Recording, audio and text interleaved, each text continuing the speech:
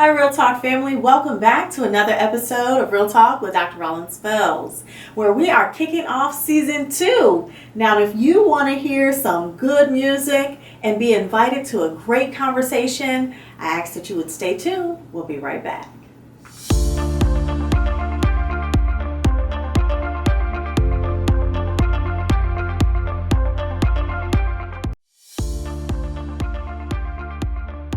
Real Talk with Dr. Rollins Fells.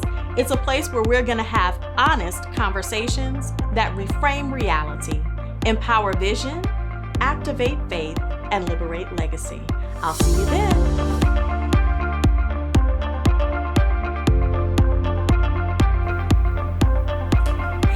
And welcome back to Real Talk. I'd like to take a moment to thank our sponsors, The Listening Tree, Faith Strength Jewels Boutique, Strategically Inspired Solutions, and Griff's Tours. Now today I have some amazing guests with me, and I want you to stay tuned, turn your volume up because you are in for a treat. And with that, sirs, would you please introduce yourselves and tell us a little bit about who you are and what you do? My name is Corey L. I'm from Richmond, Virginia, and I'm a vocalist. All right. And I'm Carl S2E6, and I'm from Richmond, Virginia, and I'm also a vocalist. Wonderful. And a musician. And a musician, that's right, that's right. Reverse it. That's right. So we have Corey and we have Carl here today with us, who are some amazing musicians who have a beautiful gift and a beautiful craft. And so while we're talking about your craft, could you give us some insight into what has influenced your art? Well, for me, it's been my father. He's been my number one influence for sure. Is this dapper gentleman your father? That is my father, yes. Wonderful. He's been the biggest, and then whoever he would introduce me to, like Michael Jackson or Cameo or Earth, Wind, and Fire, those kinds of people. Wow, so you've actually met these individuals? No, but like whoever he introduced me musically to. That's Gotcha. Mm-hmm. Understood. And who has been some influencers for you?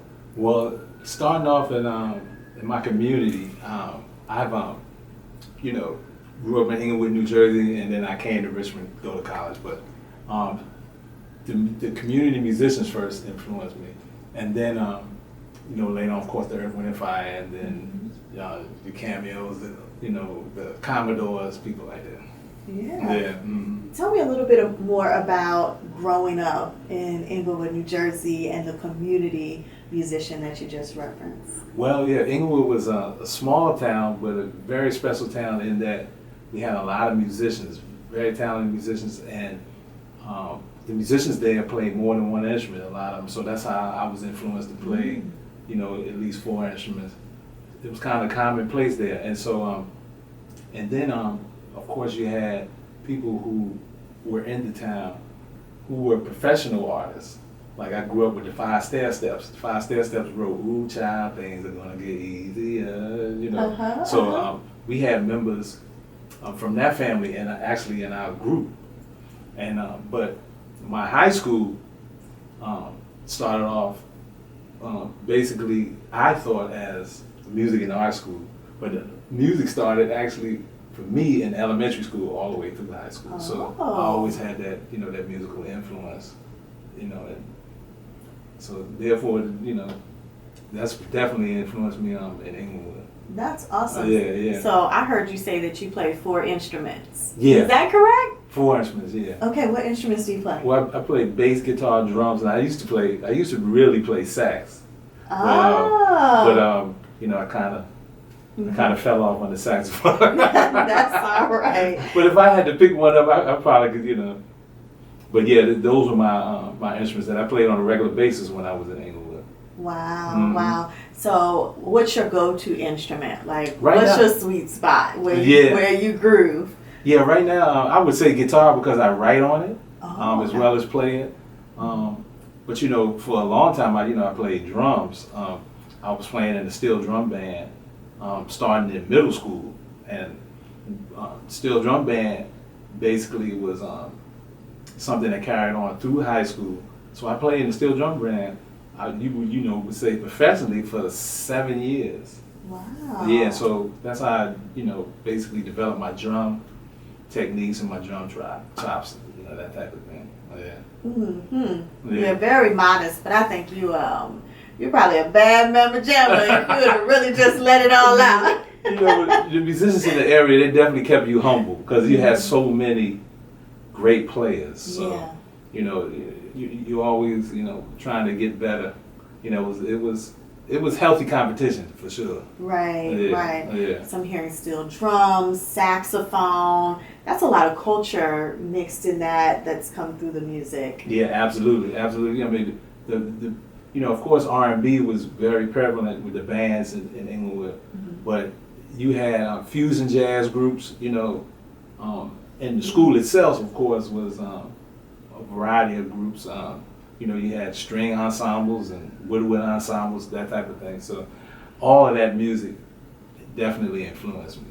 That's amazing. That's amazing. Now, do you play a musical instrument or are you primarily vocals? Primarily vocals, but I do play enough keys to write music, so that kind of helps me if I chord basically, so that's how I write on music. Wonderful, wonderful. So I know that when we talked, Carl, you were telling me about work that you've done in the community. Could you give the viewers some insight into your community work as it relates to music and your passion?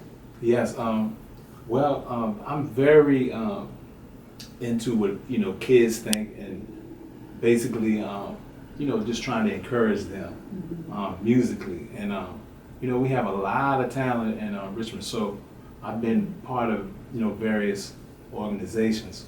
Like there was something called Countywide when we had basically 15 churches come together, and so we offered them dance, we offered them mime ministry, we offered them chorale, we offered them various things in music and in the culture. So it was a wonderful experience because not only did we get to collaborate with churches that we normally would not, it helped the community as a whole. Because you think about it, 16 churches, coming together. That's a huge project. Yeah. So that went on for years, and then we would have a concert, at the end of an 8-week period, and Corey was part of that. He started off as a participant, and then he later on became, an instructor in the dance side of it. So that was a really, really, and then we had our own group called YMC, which was it was Youth Movement Choir, and so Youth Movement Choir would do community events. Corey was part of that as well, and we actually would open for a lot of gospel artists. It was a gospel group, and so in 1 year's time, that group we opened probably for 7 gospel artists, because the group caught on really, really fast because of not only the singing aspect of it, but the choreography. And they all, the kids, they all came up with it, with the concepts. So it was I thought it was a wonderful, wonderful experience for Corey as well as some other youth. That's awesome. Corey, do you have anything you want to add in terms of the community outreach in music and your art? Sure. It played a big part of who I am as a person. Also, a lot of my friends I'm still friends with today came from those things. Okay. Countywide, like you said, it was like bringing everybody, not even around the county, but just like around the Tri-City area came, and we would all come together in one place. So you would learn from each other, and just with everything, vocally, dance wise, and during that time it wasn't very. In church, you weren't allowed to do a lot of things, especially like hip hop dance and things like that. So the fact that they were allowing us to do that and be able to express ourselves and know that we weren't evil because of it, that was a great experience. That's a whole nother show, but I think that's amazing how what I'm hearing is the things that you experienced in your childhood and being right in the midst of great musical talent. And culture and picking up the different instruments and how that must have translated to you is amazing. And then the fact that it's not enough that you've just kept it here father son, but that you've taken your experiences out into the community to share with other people. I think that is really noteworthy. And here on season 2, we're talking about liberating legacy. So I wanted to make sure that we covered that. And when we come back from this break, we are going to pick up with another segment with Carl and Corey and a special musical selection. Stay tuned. We'll be right back.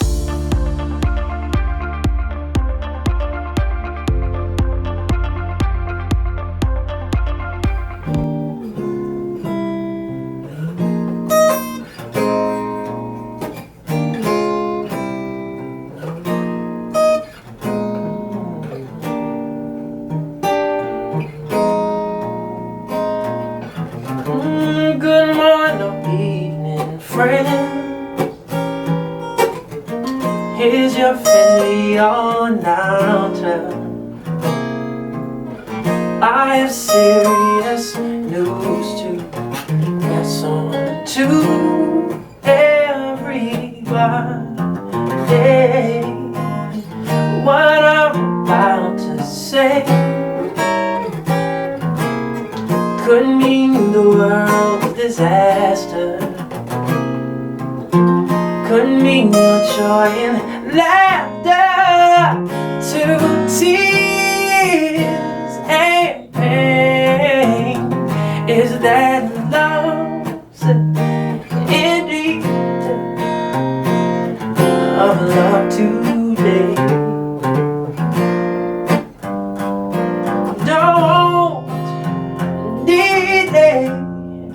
Send yours in a right away. You know that hate's gone round, breaking many hearts. Won't you stop me please, before it's gone too far.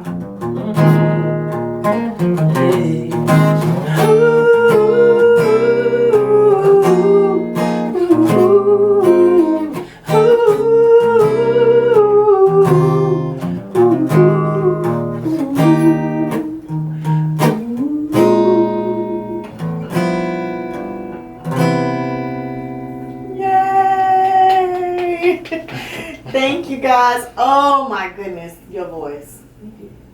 Amazing. I'm a fan. And you, oh, that part, oh, okay. Let me stay in my lane. But, oh my gosh. So, thank you for the selection. And as I was listening, I thought, wow, what a choice. With the words talking about love, in need of love today, and hate going around, and how we need to stop before we go too far. And I'm just thinking, wow, can you talk to me about how music influences culture and culture influences music? Because that message in that song is timeless. Absolutely. It's always the saying that music is like the soundtrack of our lives, and I really believe that, because when you associate certain songs in your life, it brings you right back to that time. Mm-hmm. And so it's definitely the culture itself influences the music and vice versa. But culture, as our good friend Plunky Brand says all the time, simple definition of it is the way people do things. Mm-hmm. So a lot of what the music describes is how we do things. Wow.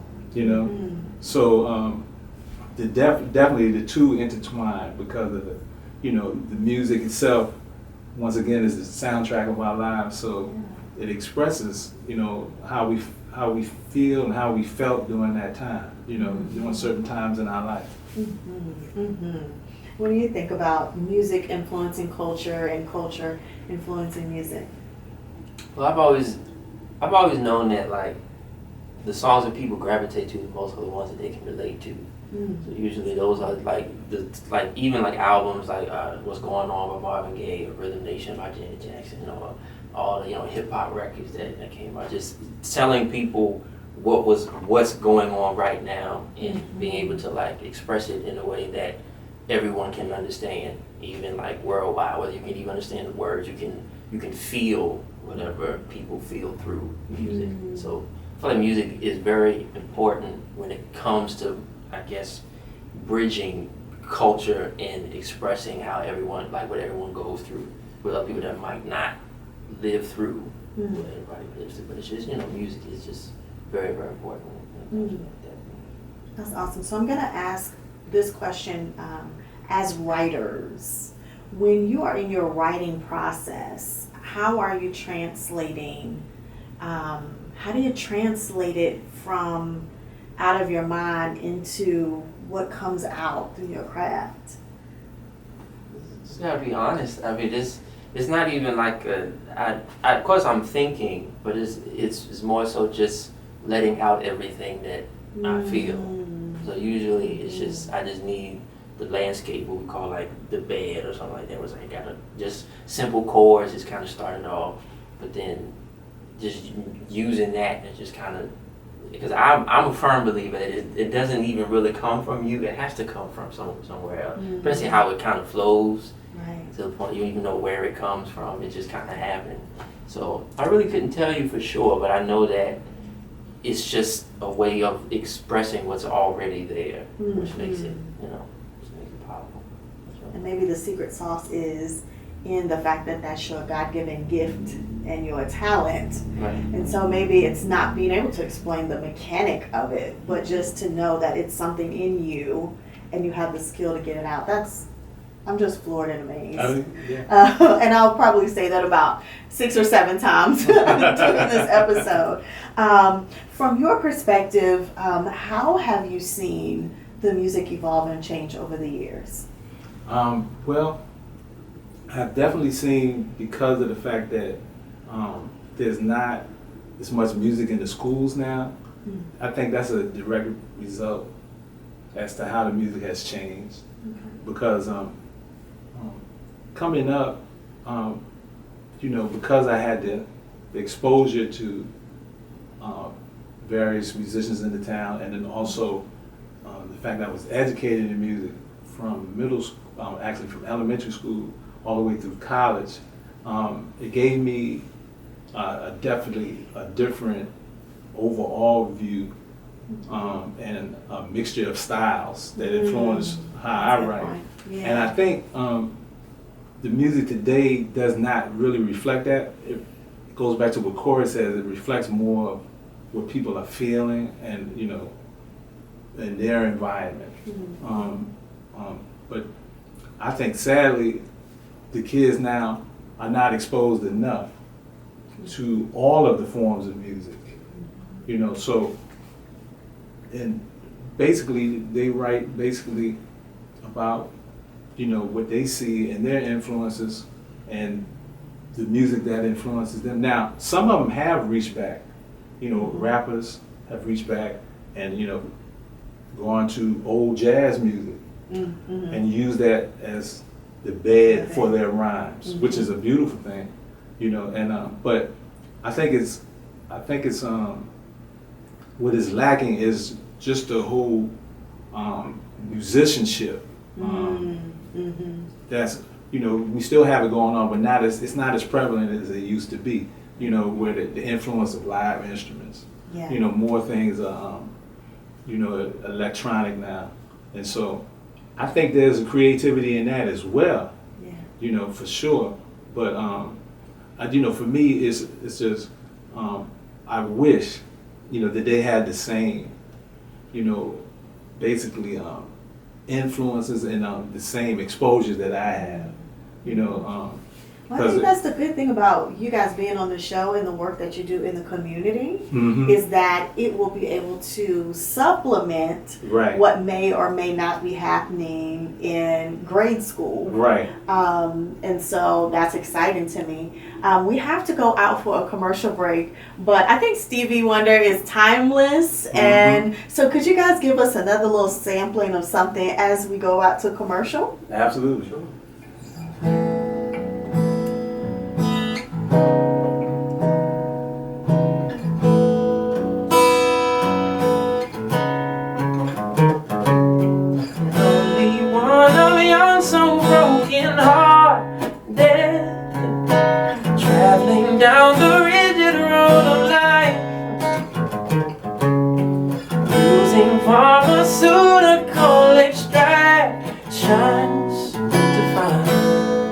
paradise. Finds the high but comes down feeling lower. Gets down on their knees and starts to pray. Looking up to heaven for the answer. Read a voice that says, you will know. Troubled heart, you know. Problems have solutions. Trust in that will show. Oh, you will know. Troubled heart, you know. Every life has reason, for I made it so.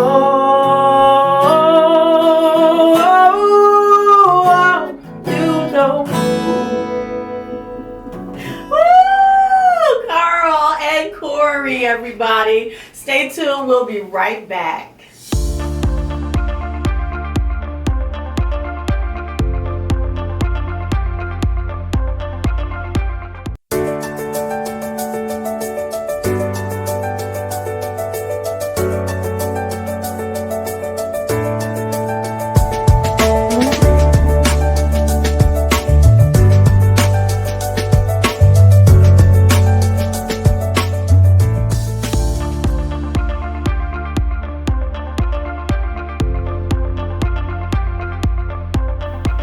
Hi, and welcome back to Real Talk with Dr. Rollins Fells, where I have my special guest here, Carl and Corey, father, son, musicians, vocalists, all that, and a bag of chips. And so now we're going to close out with our third segment where we are going to talk about your special project. So, give us the name of your project and a little bit of insight into why you named it that. Sure. Well, the title is Gold Soul, and the whole inspiration behind it was that I wanted to make a project with my dad, because how many people do you know can make music with their biggest inspiration? Like most people can't do that.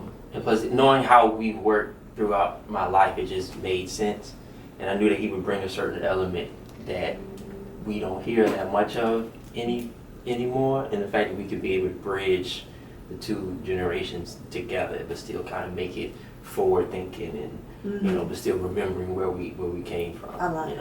So that's basically where the whole concept came from. And then Gold Soul, I was originally going to call it Old Soul because that's what I've been called my whole life.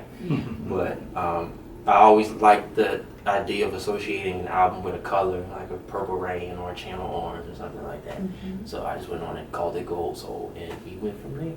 That's so awesome. That's so awesome. So how did this work with you guys working together? Did you write everything and teach Dad how you wanted it played, or was there a creative sharing in the process? It was very collaborative. I know with a lot of the songs, it started off with just an idea that I would have, and then I would send it to him to kind of expand on it. So I know we have been kind of playing Off the Wall by Michael Jackson a lot.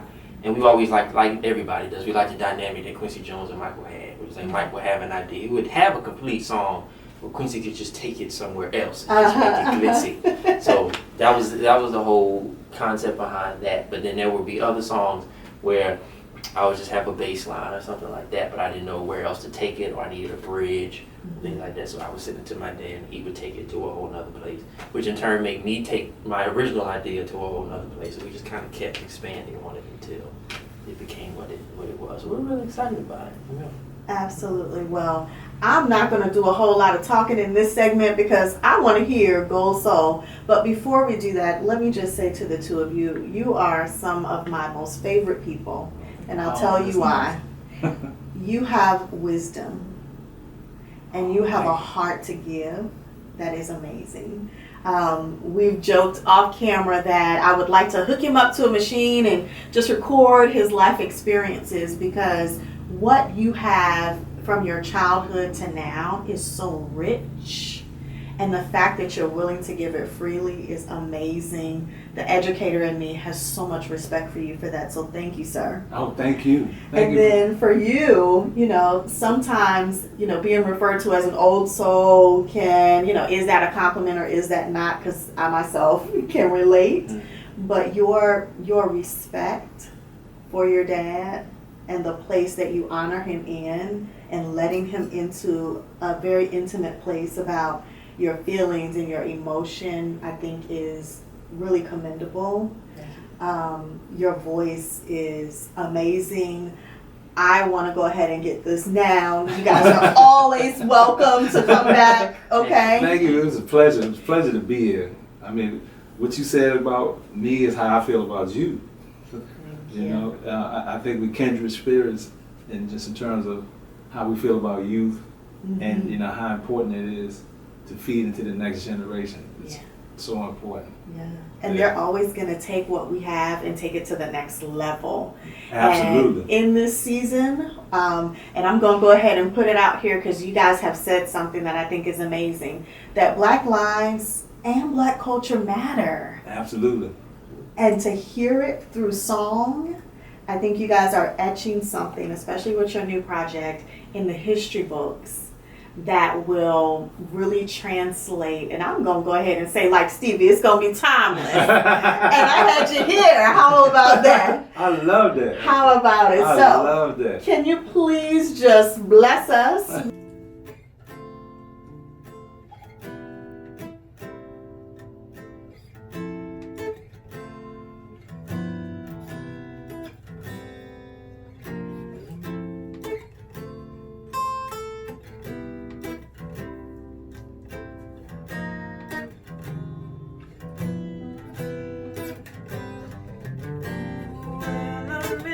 School is when I met you for the very first time. Your hair was dressed all in boys, and your shoes matched your purse.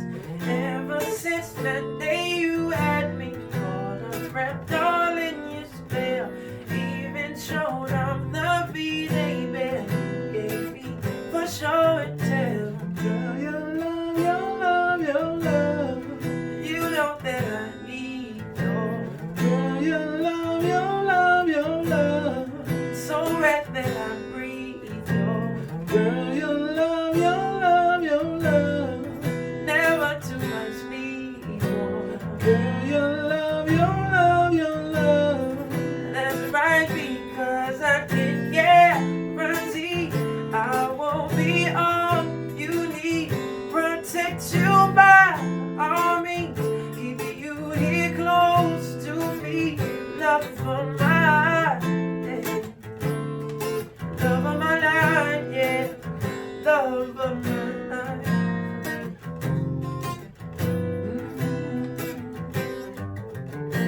Middle school, I fell in love with you all over again.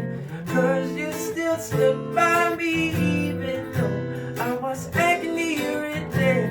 High school came, you were still the same even after we graduated. Now we're growing old together and our love never faded. No, your love, your love, your love. You know that I need more. Girl, your love, your love, your love. So right that I breathe your girl, your love, your love, your love. Never too much need more. Girl, your love, your love, your love. Ooh, that's right, because I can't guarantee I won't be all you need. Protect you by all means. Keep you here close to me. Love of my life. Love of my life, yeah.